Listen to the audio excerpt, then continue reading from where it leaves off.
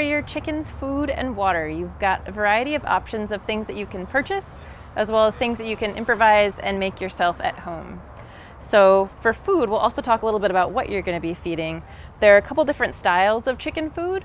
So one style is a mash, where there are a mix of whole grains as well as some of the fines that are vitamins and minerals, and maybe some meals from plant products that are making up some of the protein. Then you've also got a variety of pelleted feeds. And for baby chicks, there's also something called a crumble, where they take a pelleted feed and they crush it a little bit so it's smaller pieces that are easier to digest by the chicks. In the beginning, the feed that you feed the chicks is going to be about 20% protein because they're developing a lot. If you were raising meat birds, you would keep them on that 20% protein the whole time.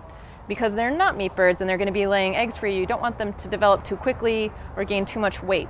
So after a couple of months, you'll end up changing to what's often called a pullet developer feed. And that's a feed that you'll feed from between 2 to 6 months approximately. And that's something that will bring the protein down to 16 or 17% and doesn't have the extra calcium that your layer feed later will have.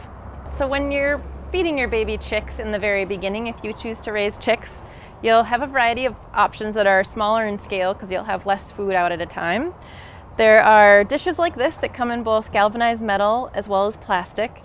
And then there are some that are smaller trough versions of this. These come in a lot of different sizes.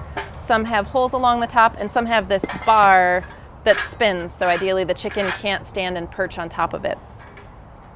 When they get bigger, you could change to a bigger trough. And then there are also both galvanized metal and plastic hanging hoppers, they're often called, where you have a tube that the feed sits in, and then there's this side right here where they're going to eat out of. And that's something that you can either hang from a chain or a cable in their chicken house, or you can put up on bricks. You want it to be basically at their back height when they're eating so that they don't kick up as much bedding into it.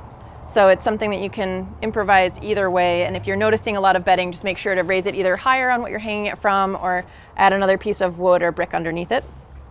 This works really great for pelleted feed, but it's not as good if you're feeding a mash style like this. So we talked to a breeder who makes her own feed, and she recommended using a horse style feed tub. So we've also found that in a galvanized metal. There are some other people we know that get plant tray bottoms that are ceramic and are glazed on the inside.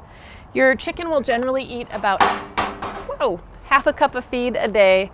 So it's not too much feed that you're going to have out if you only have a few chickens in your backyard. So the key if you're going to improvise a feeder is just to make sure that it's something that they can't easily kick over. So if you used a smaller pie pan, it works when you're just doing a little bit of treats of a wet mash, but if it was in there all the time, they step on it and it flips over, and so it's not as efficient for your feed if it's spread out all over the ground, even though they will do their best to try to clean up after it. For water options, you've got a number of things from very similar looking options as the feeder. There are things like this that have a screw-in top that again can be plastic or metal, and you can use a mason jar so you don't end up with the plastic part here. You can use a mason jar that you've got around the house, and then you just screw it on and you've got a nice waterer.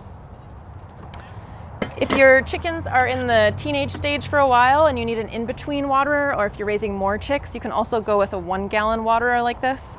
And then there are matching feeders.